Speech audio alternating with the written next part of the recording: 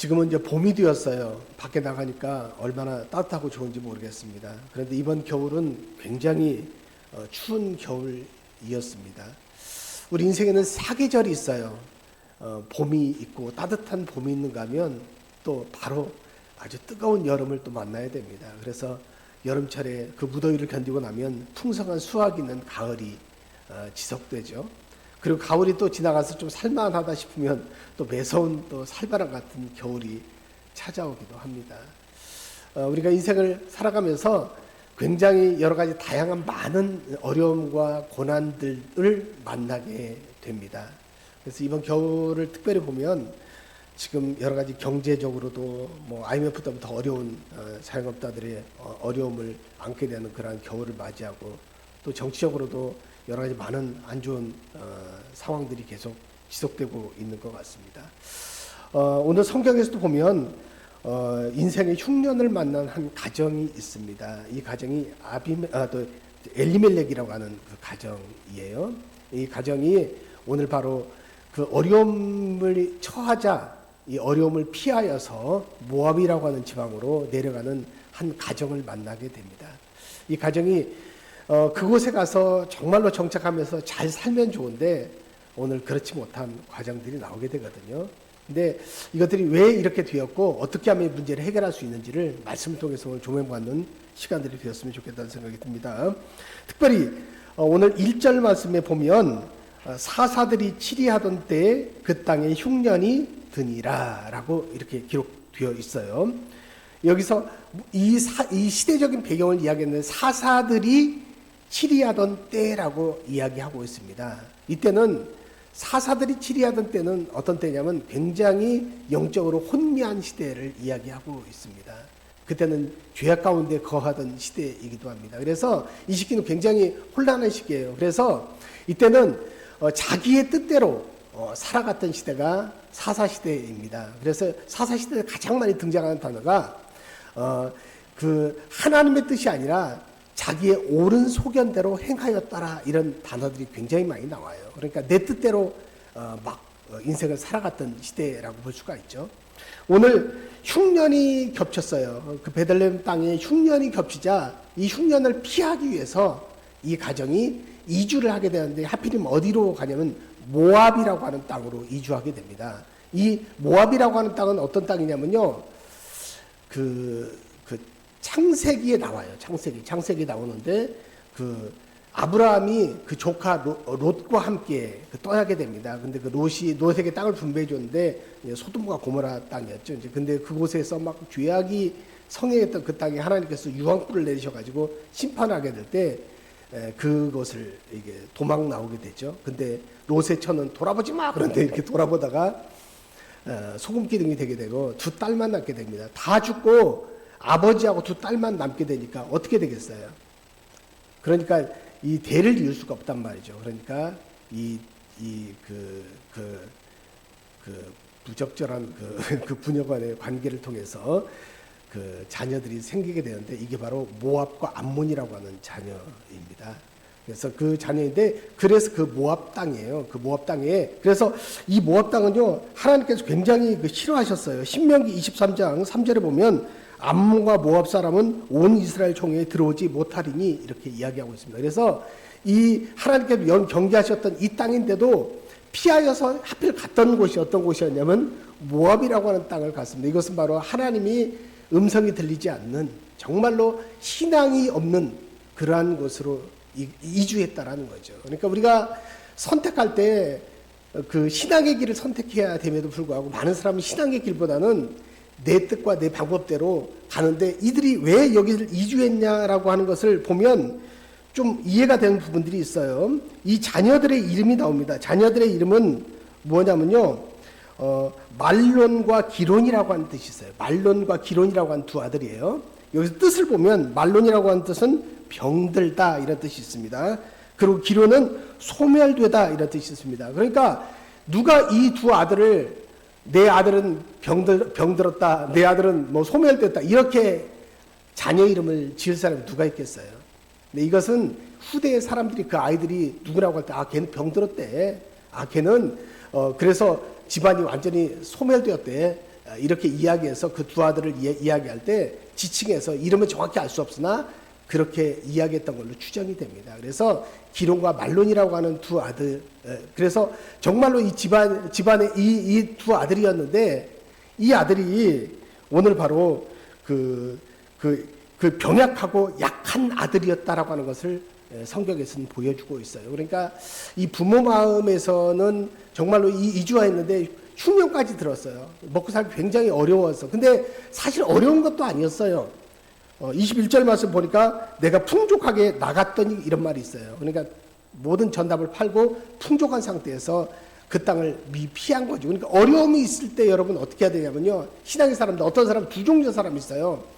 견디면서 그것을 이겨내는 사람이 있는가 하면 어려운 일이 있을 때마다 피하면서 계속 이렇게 다니는 사람들이 있습니다. 근데 피한다고 피해지는 것이 아니에요. 어려움은요, 항상 우리에게 왔는데 이걸 피한다고 피해지는 게 아니라 부딪혀 싸워서 이겨야 되는 거죠. 어려움이 있으면요, 이 어려움은 끝까지 우리를 추격해갖고 오게 됩니다. 이때마다 우리 언제까지 피해 다닐 거예요? 이겨서 승리해야 되죠. 성경에 보면 그 요나라고 하는 사람이 등장합니다. 그 요나는 하나님께서 그 선지자였거든요.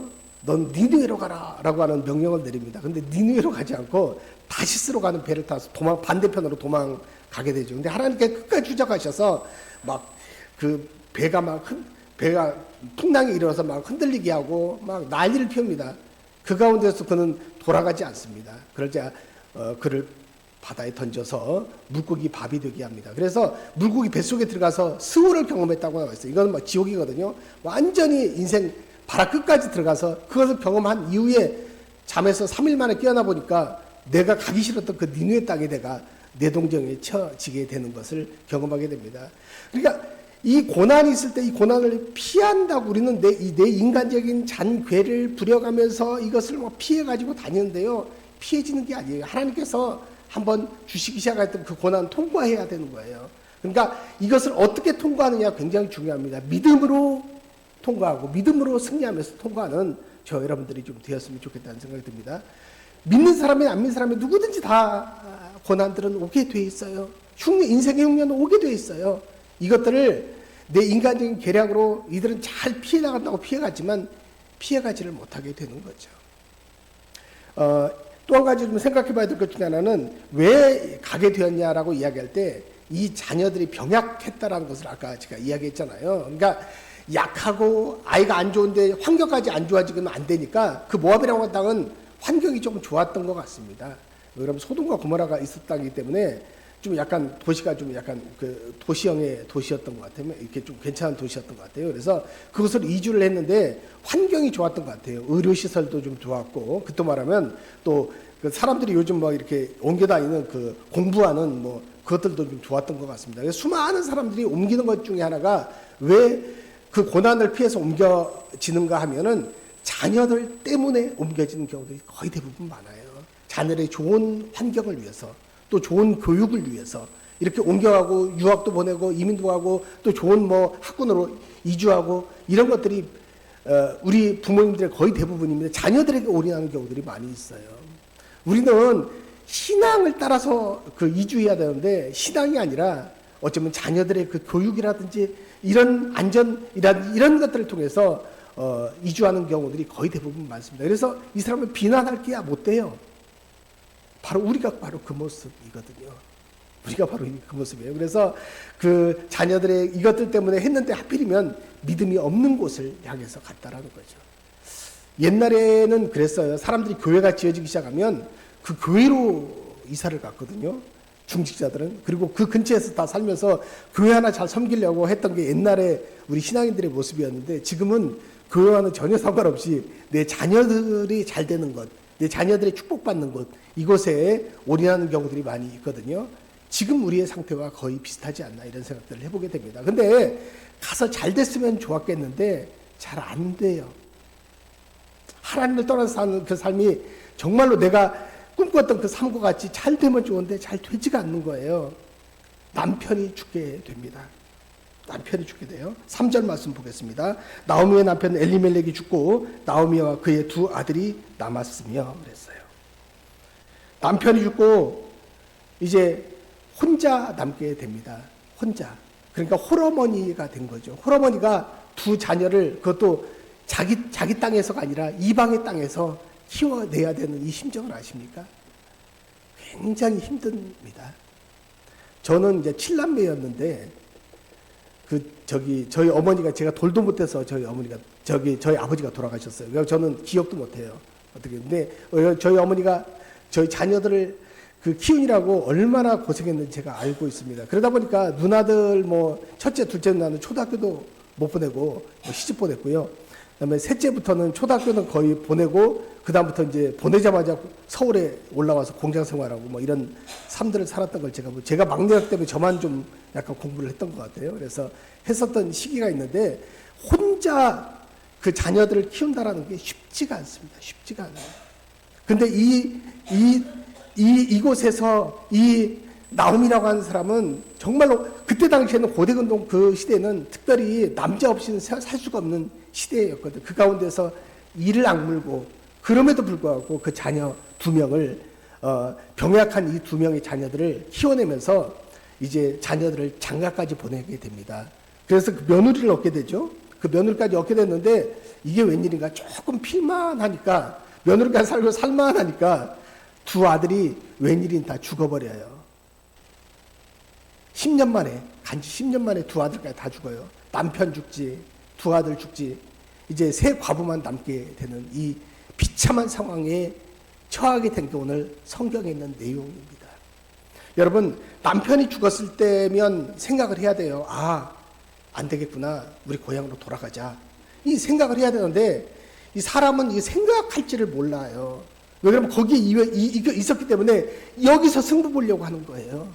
하나님의 음성이 들리지 않고 하나님과 함께하지 않는데도 하나님이 없는 그 도시인데도 여기에서 내가 풀려박았으니까 여기서 끝장내려고 계속 머무르고 있다가 인생의 마지막 끝까지 추락하는 인생의 삶을 살아가는 것을 보게 됩니다. 그래서 인생 아주 바닥까지 끝까지 나가서 이제 완전히 다 다 모든 것들이 다 떨어져 나가서 너덜너덜해진 이 여인, 이 나옴이라고 하는 이 여자의 모습을 우리 성경을 통해서 볼 수가 있습니다. 이때 이제 정신이 돌아온 거죠. 그래서 이제 우리 고향장으로 돌아가자라고 결심을 하게 됩니다. 그래서 우리 고향으로 다시 돌아가자. 이게 바로 회개인 거예요. 여러분, 회개는 가던 길에서 멈춰야 됩니다. 그리고 돌아서야 됩니다. 그리고 원래 자리로 다시 돌아가야 됩니다. 이것이 바로 회개인 거예요. 여러분이 지금 멀리 왔다고 한다면 가던 길을 잠깐 멈추시길 바랍니다. 그리고 다시 돌아가셔야 돼요. 그리고 하나님의 자리로 다시 돌아가야 돼요. 이게 바로 회복의 역사가, 그래야 회복의 역사가 일어나는 거예요. 이렇게 다 망하고 난 다음에, 자녀들이 다 죽고 난 다음에 이때 깨닫게 되는 거. 이게 바로 우리의 모습인 거거든요. 여러분, 다 망하기 전에 깨닫는 게 은혜고 이게 바로 하나님의 큰 은혜라는 거예요.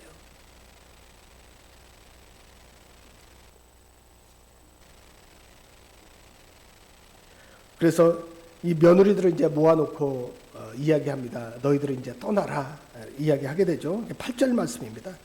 나오미가 두 며느리에게 이르되 너희는 각기 너희 어머니의 집으로 돌아가라. 너희가 죽은 자들과 나를 선대한 것 같이 여호와께서 너를 선대하시기를 원하며 이렇게 이야기합니다. 그래서 며느리들에게 돌아가라고 이야기할 때 처음에 며느리들은 이제 형식적으로 안 돼요 어머니 나 못 돌아가요 하면서 어머니를 붙잡는 것처럼 보입니다. 그런데 이제 어머니가 진짜 두 번째 이야기는 원래 진짜예요. 첫 번째 다 이제 떠보는 거예요. 두 번째 어머니가 실제적인 이야기를 합니다. 내가 나이가 들었기 때문에 그때는 대대 결혼 이런 게 있었어요. 그래서 이렇게 형이 죽으면 동생이 책임지고 이런 제도가 있었는데 그래서 내가 지금 결혼해갖고 애를 낳아가지고 이 자녀들을 너희에게 해서 자녀가 대를 잇는다고 해도 이게 나이가 많이 들어서 이게 쉽지가 않다. 너희들이 이제 너희의 신들에게로 돌아가고 각자 너희 고향으로 돌아가라 라고 하는 이야기를 하게 될 때 이 이야기를 듣자마자 좀 이게 두 종류의 그 모습으로 좀 달라지게 되는 것들을 보게 됩니다. 첫 번째 그 떠나가는 사람이 있고요. 그 다음에 두 번째 그다음에 어머니를 따라가는 사람이 있습니다. 그래서 이것들을 보면서 시어머니 되게 좋아하죠. 며느리 이래야 돼. 뭐 이러면서 좋아하게 되는데, 사실 떠나가라고 이야기할 때 여러분 떠나가시겠어요? 아니면 거기 남아서 계속 있겠어요? 과부들만 있어요. 3명이 있어요. 그리고 먹고 살 게 없어요. 재산도 없어요. 아무것도 없어요. 어떻게 하겠어요? 아니면 내 딸들이 결혼해가지고 그런 상황에 놓여 있어. 그럼 여러분 우리 집으로 오라고 하겠어요? 아니면 거기서 끝까지 며느리 어머니 모시면서 살라고 그러겠어요? 오라 그러겠죠? 그래서 첫 번째 우리가 이 이야기를 할 때 그 오르바라고 하는 그 여인을 우리는 비난할 수가 없습니다. 오늘 14절 말씀 보니까 그들이 소리를 높여 다시 울더니 오르바는 그의 시어머니에게 입 맞추되 룻은 그를 붙쫓았더라, 이런 이야기 하고 있는데, 이게 마지막 굿바이 키스를 하고 떠나게 되는 거죠. 오르바는 이걸 비난할 수가 없어요. 사람들은 다 떠날 수밖에 없어요. 그리고 그 상황이 그렇게 만들어요. 먹고 살 게 없고 힘든 상황을 버티면서 끝까지 남아있을 사람이 누가 있겠어요. 근데 그런 가운데서도 이 나오미는 어떤 선택을 했냐면요, 놀라운 선택을 하게 됩니다. 그래서 오늘 성경에 기록되어 있는 거예요. 여기 보면 성경에 우리 사전에 나오지 않는 희한한 단어가 나옵니다. 붙쫓았더라라고 하는 내용이 나와요. 맨 끝절에 보니까 그를 붙쫓았더라. 이건 뭐예요? 붙들고 쫓아갔다라고 하는 거예요. 그러니까 시어머니를 놓지 않고 붙잡고 나를 버리고 할까봐 붙잡고 쫓아갔다라고 하는 내용이에요. 왜 이 시어머니를 이렇게 쫓아갔을까요? 여러분, 어떤 하나님이었습니까? 그동안에 그 하나님은 남편을 죽게 만들었어요. 그리고 2 아들을 죽게 만든 하나님이었거든요. 근데 그 하나님 계속 미울 거 아니에요. 나 같으면 치가 떨릴 거 아니에요. 그런데 그 하나님을 그는 놓지 않고 그 가운데 그를 쫓아갔다니까요. 그 하나님을 만나고 쫓아갔다니까요. 우리가 좋을 때 예수 그리스도의 복음이 증거된다고 생각하지만 그렇지 않습니다. 어려운 환경일 때 정말로 이때 신앙의 본질의 바닥을 우리는 알 수가 있어요. 신앙을 볼 수 있는 것은 다 좋을 때 우리가 보면 다 똑같아요. 몰라요. 환난을 만나가 고생을 만날 때 이때 그 사람의 표정과 모습과 하는 행동들을 통해서 이 사람은 믿음이 있는가 믿음이 없는가를 평가받게 되는 거거든요.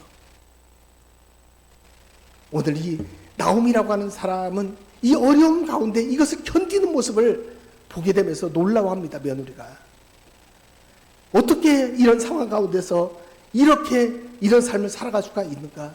어떻게 이런 상황 가운데서 이 어머니는 이런 삶을 살아갈 수가 있는가? 이것들을 보고 놀라워하는 거예요. 그러니까 신앙의 사람들은 어려움이 당할 때 어떻게 하나님의 식과 방법대로 살아가는가? 하나님을 놓지 않고 살아가는가? 이 모습들을 통해서 하나님이 보이기 시작하는 거예요. 그리고 그 하나님을 만나고 싶어 하는 거예요. 그 어려운 상황 가운데 그 시어머니를 존경하고 그 시어머니 하나님을 따라가려고 했던 그였다니까요. 사람들의 심리는 항상 그렇습니다. 그 2 아들이 죽으면 우리나라 사람들 같은 경우에는 거의 대부분이 이런 사람들이 많아요. 어떤 사람이 많냐면 그 첫 번째 그 유형은 며느리를 원망하고 그 다음에 상처를 주는 그런 시어머니도 되게 많습니다. 그래서 네가 네 아들을 잡아먹었다 이러면서 그 아들을 자기가 잘못했음에도 불구하고 자기가 아니라 그 며느리한테 화살을 돌리고 그 사람한테 집중 포함해서 자기가 면죄부를 치르려고 하는 사람들이 많이, 지금 정치권이라는 모든 걸 보세요. 어떤 이슈가 있을 때마다 자기한테 문제를 돌리지 않고 다른 사람에게 화살을 내갖고 그 사람에게 문제를 덮어 씌워버리고 나는 빠져나가 버리는 방식들을 취하고 있는 게 지금의 모습들 아닙니까? 우리 시어머니들도 다 그래요. 그렇기 때문에 시어머니와 고부간의 갈등이 계속 지어지고 이게 해결이 안 되는 거예요. 그래서 시자만 들어도 막 사람들이 막 이게 벌떡 떨면서 싫어하고 가지 않고 이런 시대가 되었지 않습니까? 그다음 2번째 유형은 어떤 사람이니까 자책하는 형입니다. 나 때문에 그랬지. 내가 그랬지 말았어야 돼. 빨리 돌아갔어야 되는데 나 때문이야 하면서 자기를 자책하다가 나중에 자살까지 이루는 사람들도 있습니다. 3번째 유형은 하나님을 원망하고 떠나는 형입니다. 이런 어려움이 있을 때 하나님에게 모든 화살을 돌리면서 하나님 왜 그러셨나요? 그러면서 신앙을 포기하고 떠나는 사람들의 세 종류의 모습들을 보게 됩니다. 여러분들은 고난이 올 때마다 어떤 유형의 삶을 살고 있습니까?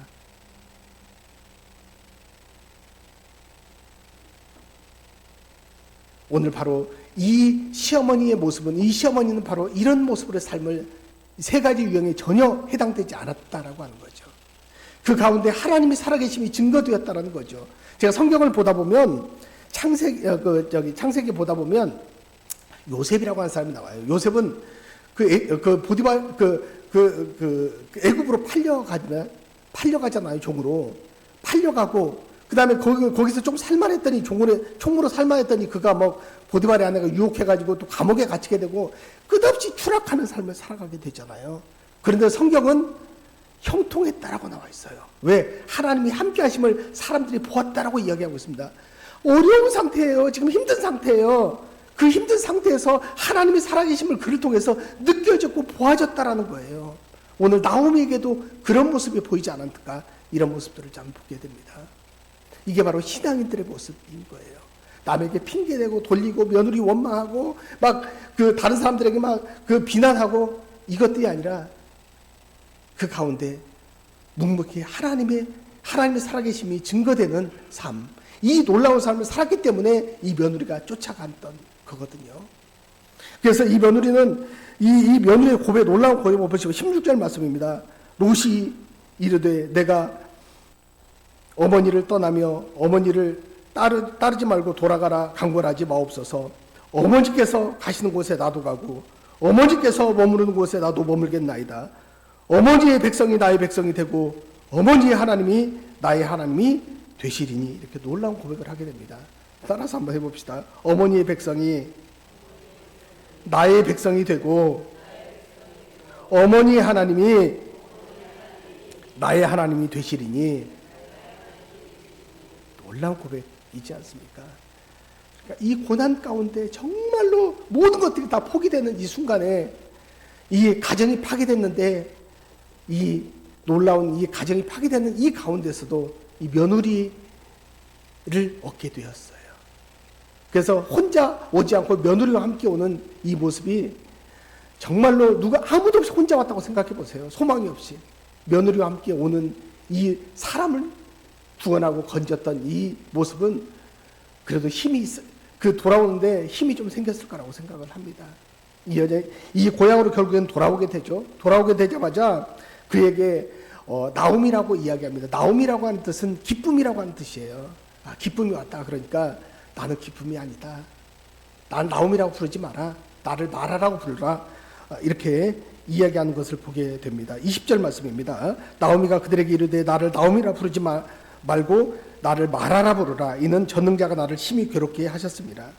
나는 인생의 가장 큰 쓴맛을 보았다.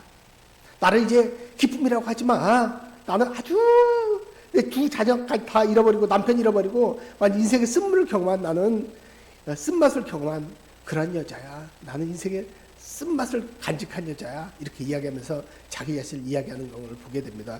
그렇지만 이렇게 추락하던 인생의 삶을 살아가면서 하나님 앞에 돌아올 때 하나님께서 다시 그에게 기회를 주시고 그에게 소망을 주시고 그에게 다시 회복시켜주는 것들을 여러분 보게 됩니다.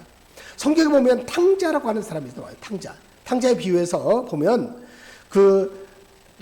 둘째 아들이 아버지의 모든 분깃을 달라고 해서 나중에 가지 않습니까? 가가지고 허랑방탕한 삶을 살다가 다 날려버려요. 재산 다 탕진해요. 그리고 아무것도 없게 되니까 이제 거지꼴이 되어집니다. 너무 배가 고파요. 먹을 게 없어요. 그러니까 돼지들이 먹는 쥐염 열매를 먹으면서 버티면서 그가 깨닫게 됩니다.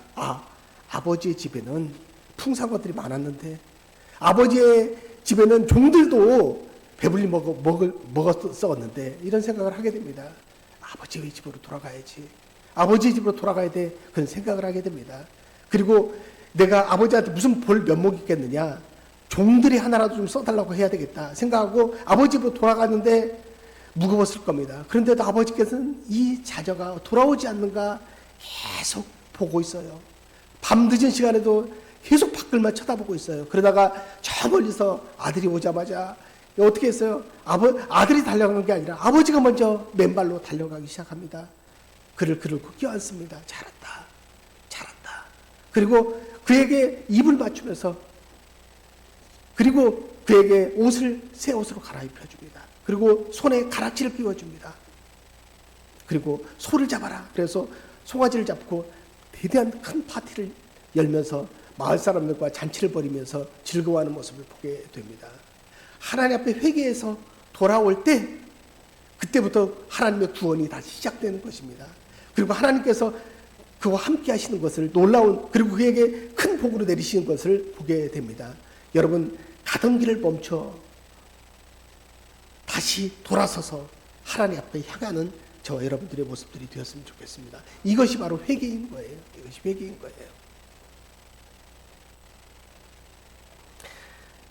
굉장히 그 소망의 그 내용들이 좀 나와요. 맨 마지막 장에 보면은 그가 돌아오던 시기가 어떤 시기였냐면 보리 추수 시작할 때에 베들레헴에 이르렀더라, 이렇게 22절에 나와 있는데, 이것을 보면 그 추수가 시작되어서 먹을 것이 있을 때 그들이 돌아왔다고 하는 희망적인 이야기를 해주고 있습니다. 근데 그들이 돌아온 것을 누가 봤냐면요, 이 상황들을 추수할 때 이 상황을 누가 봤냐면 한 사람이 보았고요, 하나님이 보았다라고 하는 거예요.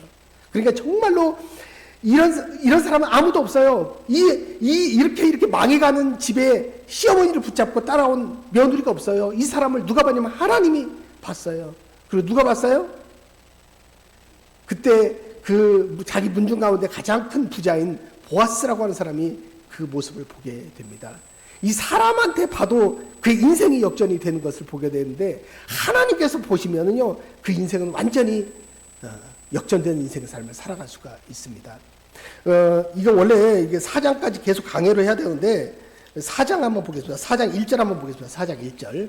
4장 1절에 보면 보아스가 성문으로 올라가서 거기 앉아 있더니 마침 보아스가 말하던 기업 물을 자가 지나간지라 보아스가 그에게 이르되 아무개 이리 와서 앉으라 하니 그가 와서 앉으매. 여기 보니까 기업 물을 자라고 하는 단어가 나옵니다. 이거는 원어에서는 고엘이라고 하는 단어입니다. 따라서 고엘, 기업 물을 자. 이 고엘이라고 하는 이 기업 물을 자라고 하는 단어는 3장 13절, 4장 1절, 4장 4절, 4장 뭐 이렇게 계속 4장 3절, 4절 막 이렇게 계속 나오게 되는데요. 이 기업 물을 자라고 하는 이 단어는 뭐냐면, 이거는 기업을 회복시켜 줄 자라고 하는 단어로 우리가 해석하면 좋겠습니다. 그러니까 기업 물을 자라고 하는 것은 이스라엘의 특별한 그 제도 중에 하나인데요. 이거는 뭐냐면 그 사람이 지금 재산을 다 팔고 갔잖아요. 그렇죠? 그래서 이제 고향으로 돌아오는데 아무것도 없어요. 거지 같은 삶을 살아갈 수밖에 없거든요.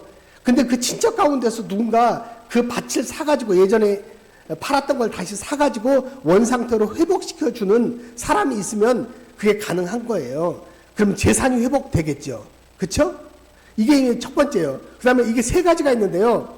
또 한 가지는 어떻게 회복이 되냐면, 자기가 재산을 다 팔고 종이 되겠다고 이야기합니다. 그래서 다른 사람의 종이 되어 있으면 종을 회복시켜야 되는데, 친척 가운데 이 사람이 이것들을 바로 자기가 돈으로 사가지고 다시 원상태로 회복시켜줘서 자유를 풀어주는 제도가 있고요.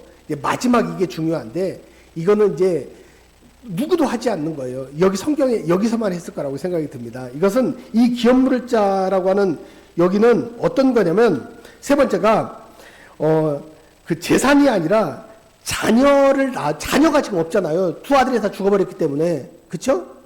그러면 이 자녀를 놔줘야 될 거 아니에요, 누군가. 그래야 기업이 다시 이 대가 이어져 가게 되잖아요. 이런 경우는 어떻게 하냐면, 그 친척 중에 한 사람이 그 여자하고 결혼을 해가지고 자녀를 낳아줍니다. 그러면 그 자녀는 내 자녀가 돼야 되는데 내 자녀가 아니에요. 누구 자녀예요? 죽었던 미망인데 그 자녀가 되어서 그 집 자손이 되어서 그 자녀가 되는 거거든요. 이 희한한 제도가 있습니다. 이게 바로 고엘이라고 하는 제도예요. 기업 물을 자라고 하는 제도예요. 근데 이 제도를 통해서 누가 해주겠냐고요. 그래서 첫 번째, 자기 가장 가까운 친척 중에 해달라고 하니까 안 해주는 거예요. 그러니까 누가? 보아스라고 하는 사람이 이것들을 통해서 기업을 회복시켜 줍니다. 재산을 회복시켜 주고요. 그 다음에 자기 끊어졌던 그 대를, 이어진 대를 회복시켜 주는 놀라운 사람의 모습을 보게 됩니다. 이게 바로 기업 물을 자예요. 이것들을 회복시켜서 그의 삶이요, 거지와 같은 그의 삶이 완전히 역전되는 삶을 살아갔던 것을 보게 됩니다. 여기서 끝나는 게 아니에요. 여기서 끝나는 게 아니에요. 이 놀라운 이 회복의 역사들이 일어나는데요. 여기서 끝나는 것이 아니라 이 사람이 낳은 자식이 바로 누구였냐면 왕족이었던 것을 보게 됩니다. 맨 마지막 장 한번 보겠습니다. 맨 마지막 장, 4장 맨 마지막 장에 보면 21절과 22절 한번 보겠습니다. 시작. 살몬은 보아스를 낳았고 보아스는 오벳을 낳았고 오벳은 이새를 낳고 이새는 다윗을 낳았더라. 이 사람을 통해서, 이 보아스와 이 루시라는 사람을 통해서 다윗 왕이 태어나게 되는 것입니다. 그리고 그 다윗 왕을 통해서 마태복음 1장에 보니까 그 족보 가운데 다윗 왕의 후손으로 예수 그리스도가 오시게 되는 놀라운 역사가 일어나게 되는 것입니다. 이 사람이 하나님을 찾았더니, 어머니 하나님을 붙잡았더니 예수 그리스도의 구원의 계열에 들어가는 놀라운 여인이 되었던 이 놀라운 사실을 아십니까? 이게 웬 은혜입니까? 웬 은혜예요? 하나님을 붙잡았더니 하나님께서 놀라운 은혜를 허락해 주신 이 놀라운 사실을 여러분 기억하시길 바랍니다. 이 신약에 보면요, 이 고엘이라고 하는 단어하고 똑같은 단어가 있습니다. 구속자라고 하는 단어입니다. 구속자. 여러분, 이 구속자라고 하는 단어는, 구속자는 뭐예요? 내가 죄가 있는데 이 죄를 피값으로 죄를 대신 사서 다시 회복시켜 주는 거 구속자입니다. 이 구속자는 누구예요? 예수 그리스도이십니다. 예수님께서는 우리의 구원자가 되세요. 왜 우리를 구원시켜 주셨어요? 죄로 말미암아 마땅히 죽어야 될 우리를 자기가 대속해서 십자가에 달리셔서 우리 죄를 대신 짊어지시고 우리를 구원시켜 주신 거거든요. 이게 바로 고엘이란 말이에요. 이게 고엘. 예수 그리스도 그분이 바로 우리의 고엘이 되십니다. 우리를 구원해 주실 구원자, 우리의 고엘이 바로 누구라고요? 예수님. 오늘 이 시대에 이 보아스가 이 고엘이었다고 한다면 이 시대에 우리의 구원자는 예수 그리스도이십니다. 그런데 이 여자가 왔던 이 땅이 어떤 땅이었어요? 베들레헴이었죠. 그렇죠? 베들레헴은 떡집이라고 하는 뜻이 있습니다. 근데 이 베들레헴에서 아기 예수님이 탄생하게 되고요. 그곳은 바로 떡집이었는데요. 예수님께서는 내가 생명의 떡이라고 이야기하고 있습니다. 여러분, 이 시대를 살아가면서 우리들이 정말로 이 말씀대로 살아가야 되겠는데, 이 흉년의 시대에 우리는 어떤 모습으로 살아야 될까요? 이 고난을 피하지 마세요. 여러분들이 이 교회가 어려워질 때 정말로 이 교회를 어떤 사람 떠나간 사람들이 많이 있습니다. 어려워졌다고. 그런데 끝까지 남아서 지키고 같이 기도하면서 협력하며 나아가는 여러분들이야말로 정말로 존귀한 자라고 저는 생각을 합니다. 어려울 때 그 사람의 신앙이 바닥이 드러나는 거거든요. 그래서 정말로 존귀하게 생각하고 있습니다. 그다음 두 번째 보면 롯의 어머니는 롯의 어머니 하나님을 롯이 어머니 하나님을 붙잡았던 것을 보게 됩니다. 여러분, 우리들도 그 하나님을 붙들고 이 땅 가운데 승리할 수 있는 저와 여러분들이 되었으면 좋겠습니다. 그 다음에 마지막으로 기업물을 이 예수 그리스도, 이분이 바로 우리의 모든 것들을 사셔서 우리를 구원해 주시고 피값으로 우리를 구원해 주고 우리를 대속시켜 주었던 것을 보게 됩니다. 오늘 바로 보아스라고 하는 사람이 이 가정의 기업물을 자가 되어서 이런 일을 했다고 한다면 우리도 기업물을 자의 모습으로 이 땅을 살아가야 됩니다. 지금 수많은 사람들이 어렵고 힘들어 고통스러워하는 사람들이 많이 있습니다. 그들의 기업물을 자가 하나님은 되시지만 우리들이 바로 그런 모습의 삶으로 그들과 함께 기도하면서, 많은 사람들이 비난을 많이 해요. 요즘 얼마나 많이 비난하는 사람들이 많은지 몰라요. 댓글 달고 욕하고 비난하고 이런 사람들 얼마나 많이 있는지 몰라요. 우리 하나님을 믿는 사람들은 그게 아니라 이럴 때 그를 위해서 기도해주고 그와 함께하고 그에게 칭찬해주고 격려해주고 이런 기업물자의 모습으로 이 땅을 살아갈 수 있는 저와 여러분들이 되었으면 좋겠습니다. 기도하겠습니다. 하나님 감사합니다. 오늘 이 시간에 부족한 종을 통해서 생명의 말씀을 증거하게 하시니 진실로 감사를 드립니다. 이 시대를 살아갈 때 아버지 하나님, 고통과 고난이 올지라도 고난을 회피하지 않게 하여 주시고 고난을 이겨내며 믿음 안에서 승리할 수 있도록 축복하여 주옵소서. 오늘 바로 룻이 어머니 하나님을 붙잡고 나아갔던 것처럼 그리고 승리했던 것처럼 하나님을 붙잡고 승리하게 하여 주시옵소서. 오늘 바로 이 고혈의 정신으로 이 시대를 살아가며 힘들고 아파하는 사람들과 함께 할 수 있는 저희들의 삶이 되게 하여 주옵소서. 감사드리며 예수님의 이름으로 기도했습니다. 아멘.